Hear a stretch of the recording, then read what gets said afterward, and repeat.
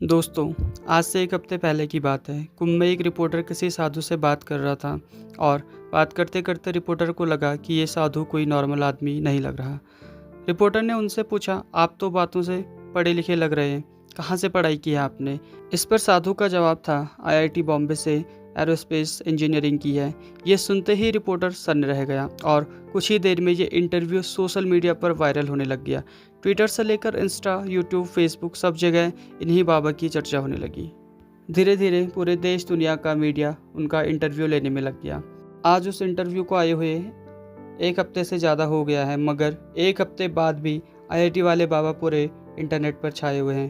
Twitter और Insta पर तो उनके नाम के हैशटैग चल रहे हैं और उनके फैन पेज तक को लाखों फॉलोअर्स मिल चुके हैं। उनसे जुड़ी एक एक रील को लाखों व्यूज़ मिल रहे हैं। मतलब जिस शख्स को 10 दिन पहले तक कोई जानता नहीं था, वो सिर्फ 8-10 दिन में इतना पॉपुलर हो गया है, जितना हज़ारों कंटेंट क्रिएटर सालों से वीडियो बनाने के बाद भी पॉपुलर नहीं हुए हैं।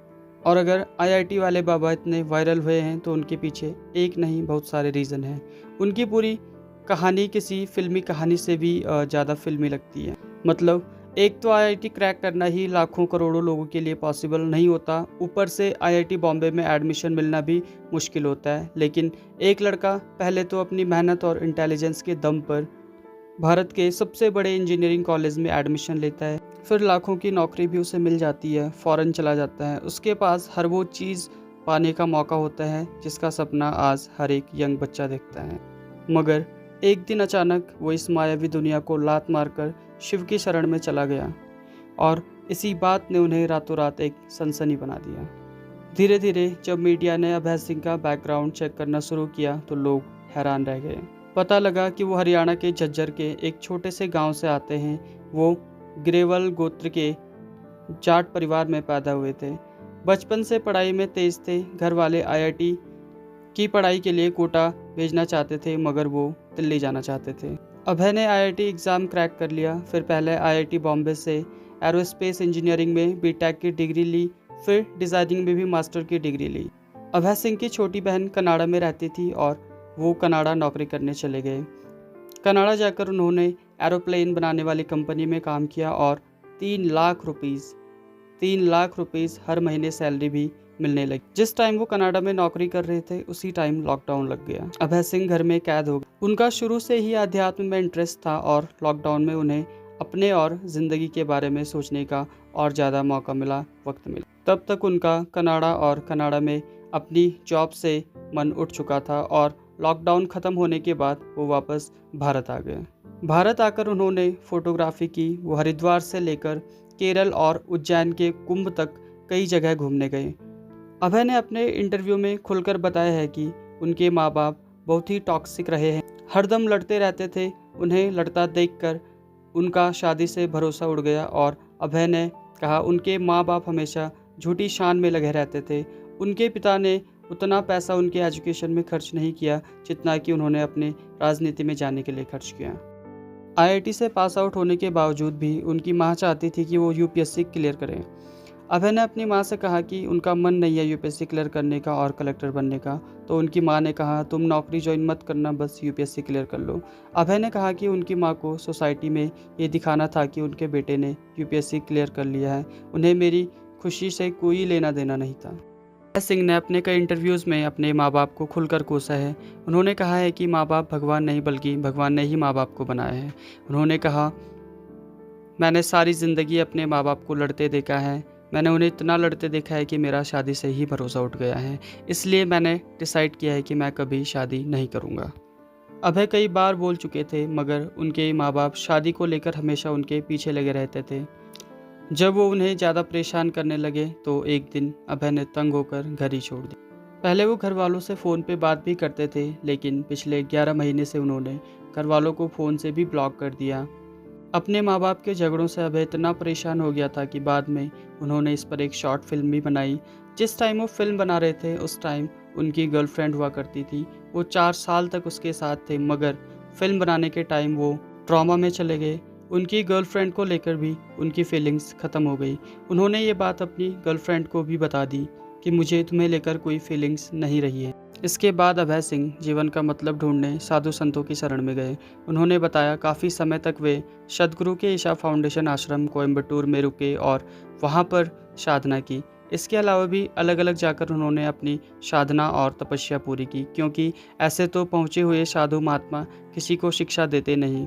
वहाँ जाकर उन्हें अपनी सिंसियरिटी साबित करनी होती है। ये दिखाना होता है कि वे अपनी धुन के पक्के हैं, उनकी नीयत साफ़ है और वो सचमुच कुछ सीखने के लिए निकले हैं।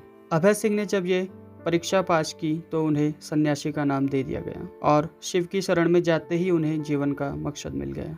अब होता क्या है ना कि जब एक कम पढ़ा लिखा आदमी स्पिरिचुअलिटी अध्यात्म के रास्ते पर जाता है तो लोग क्या कहते हैं, अरे ये तो बेरोज़गार था, नशेड़ी था, इसलिए धर्म कर्म में चला गया। पढ़े लिखे लोग ये सब नहीं करते, लेकिन जब एक IIT ग्रेजुएट बॉम्बे से एरोस्पेस इंजीनियरिंग पढ़ा शख्स प्रारब्ध और तत्व की बात करे, शिव के सत्य होने की बात करे, और आप उसे हवा में खारिज तो नहीं कर सकते ना। इसलिए हमें ये समझना होगा कि अभय सिंह अपने हर इंटरव्यू में शिव को ही सत्य क्यों बता रहे हैं। अब अगले कुछ मिनटों में मैं जो बातें करने वाला हूँ, हो सकता है वो कुछ लोगों को समझने में मुश्किल लगे, लेकिन मेरी आप सबसे ये रिक्वेस्ट है कि आप लोग प्लीज़ इस वीडियो को पूरी देखिएगा, क्योंकि अगर हमने शिव के बारे में सत्य जान लिया तो हम ये भी समझ जाएंगे कि आखिर वो कौन सा रीज़न था, कौन सी वजह थी जिसने अभय सिंह को सारी दुनिया को छोड़कर शिव की शरण में आने के लिए मजबूर कर दिया। हम ये भी जान जाएंगे कि उन्हें शिव की शरण में आकर क्यों शांति मिली, कैसे शांति मिली। तो दोस्तों, बात यह है कि सनातन परंपरा में शिव को परब्रह्म माना गया है, मतलब ये सारी सृष्टि उन्हीं पर टिकी है। वो ना तो जन्म लेते हैं और ना ही उनकी मृत्यु होती है, इसलिए शिव को शाश्वत और अनंत माना गया है। अब आप और हम इस दुनिया में रह तो रहे हैं, लेकिन ये तो नश्वर है। ये आज है, ये कल नहीं, लेकिन शिव सत्य है। इस दुनिया का सच वक्त वक्त पर बदलता है, लेकिन शिव का सत्य समय से परे है। उनका अस्तित्व कल भी था, आज भी है और आगे भी रहेगा। शिव को इसलिए महाकाल भी कहा जाता है क्योंकि वो काल से परे हैं। इन्हीं शिव को आदि गुरु भी कहा जाता है, मतलब उन्होंने न सिर्फ ये दुनिया बनाई है बल्कि वो इस दुनिया को चला भी रहे हैं। इस दुनिया की हर चीज़ में उनकी ऊर्जा है और इस दुनिया को बचाने वाले भी वही हैं, मतलब वही इस दुनिया के फाउंडर भी हैं, CEO भी हैं और COO भी हैं। हमारे योग शास्त्र में कहा गया है कि कुंडली योग जागरण का आधार भी शिव ही है। अगर आपको अपनी आत्मा को परम शक्ति से जोड़ना है तो आपको शिव पर ही ध्यान लगाना होगा। अब अगर अभय सिंह बार बार ये कहते हैं कि शिव ही सत्य है, तो वो वही बात कर रहे हैं जो हजारों साल से हमारी सनातन परंपरा कर रही है, कह रही है। अब जो लोग इस बात को नहीं समझते हैं उनके लिए तो ये भारी भरकम शब्द है, मगर जो लोग थोड़ी बहुत भी जानकारी रखते हैं वो लोग अच्छे से जान रहे हैं कि अभय सिंह शिव को सत्य होने की बात क्यों कर रहे हैं, क्योंकि शिव ही शाश्वत हैं, अनंत हैं और कभी न बदलने वाली यूनिवर्सल कॉन्शियसनेस के सिंबल भी हैं। मतलब इस दुनिया में जो कुछ है उसमें शिव है, और इसीलिए कहा गया है कि शिव ही सत्य है। और इसीलिए एक IIT बॉम्बे ग्रेजुएट ने सारी सुख सुविधाएं छोड़कर उस सत्य के सामने सरेंडर कर दिया। अब कहना तो नहीं चाहिए, मगर ज़्यादातर रिपोर्टर जो इनसे बात कर रहे हैं या कर चुके हैं, उन्हें या तो इनकी बातें समझ नहीं आती या फिर उन्हें ये पता नहीं लगता कि उनके जवाब में क्या सवाल पूछें। उनके लिए अभय सिंह की बातें ऐसी हैं जैसे किसी नर्सरी के बच्चे को मेटाफिजिक्स की क्लास में बैठा दिया हो। अभी रिपोर्टर्स और कुछ यूट्यूबर्स व्यूज़ के लिए अभय सिंह के पास इंटरव्यू करने जा तो रहे हैं, मगर इनमें से ये कोई समझ नहीं पा रहा है कि वो कहना क्या चाहते हैं। यही रीज़न है कि बहुत सारे इंटरव्यू में कुछ लोगों को अभय सिंह या तो एरोगेंट लग रहे हैं, किसी को कंफ्यूज लग रहे हैं, कोई उनको भटका हुआ बता रहे हैं। ये सारी बातें इसलिए दोस्तों क्योंकि जीवन में इंस्टा पर इनके अलावा ज़्यादातर ने कुछ देखा तो है नहीं। कुंभ की जिस पवित्रता और भव्यता पर पूरी दुनिया फिदा है, जिसे कवर करने के लिए अमेरिका से लेकर सऊदी अरब तक के रिपोर्टर्स आए हुए हैं, हमारी ही मीडिया के एक सेक्शन को उसकी गहराई और उसके धार्मिक महत्व का कुछ पता ही नहीं है। कुछ लोग तो अभय सिंह के रील्स को सिर्फ इसलिए दनादन शेयर कर रहे हैं कि ये देखो IIT का एक बंदा साधु कैसे बन गया। जैसे हर माँ बाप को लगता है भगत सिंह पैदा तो हो लेकिन मेरे घर में नहीं, पड़ोसी के घर में। ठीक उसी तरह बहुत सारे भारतीय इस बात के लिए अभय सिंह की तारीफ तो कर रहे हैं कि देखो अध्यात्म के लिए, स्पिरिचुअलिटी के लिए इसने इतना सब कुछ छोड़ दिया, लेकिन उसने क्यों छोड़ा, कैसे छोड़ा, किस वजह से छोड़ा, इसे समझने का समय किसी के पास नहीं है।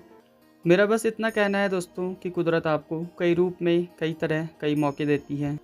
नॉर्मल साधु संत तो आपको बेरोज़गार और अनपढ़ लगते हैं, आप उन पर ज़्यादा ध्यान तो देते नहीं हो, लेकिन अगर कोई हाईली एजुकेटेड आदमी सनातन के बारे में कुछ कह रहा है तो वो विज्ञान के ज़रिए आपको अपना धर्म समझा रहा है, तो कम से कम उसकी सुन लो, उसके बहाने अपना इंटरेस्ट अपने धर्म में ही पैदा कर लो, उसे गहराई से समझने की कोशिश तो करो। वरना होता यह है कि जब तक हमें ये बातें समझ आती हैं तब तक टाइम निकल चुका होता है, बहुत देर हो चुकी होती है और हम सोचते हैं कि काश काश कोई ये बातें हमें पहले बता देता तो मेरी लाइफ कुछ और ही होती। दोस्तों, मैं अपने बारे में ज़्यादा बात तो नहीं करता, लेकिन एक शिव भक्त होने के नाते मैं आपको बता सकता हूँ कि मैं भी शिव के उस सत्य को, आदि योगी के उस सत्य को महसूस करने की कोशिश करता हूँ। तो अगर आप भी जितना जल्दी हो सके सत्य को जान लेंगे वो आपके लिए ही बेटर होगा। बाकी आपके इस पूरे मामले पर क्या कहना है, IIT वाले बाबा के बारे में क्या कहना है, कमेंट कर ज़रूर बताइएगा। वीडियो पसंद आई हो तो अपने हर एक दोस्त तक ज़रूर शेयर कीजिएगा और साथ ही साथ चैनल को ज़रूर सब्सक्राइब कीजिएगा।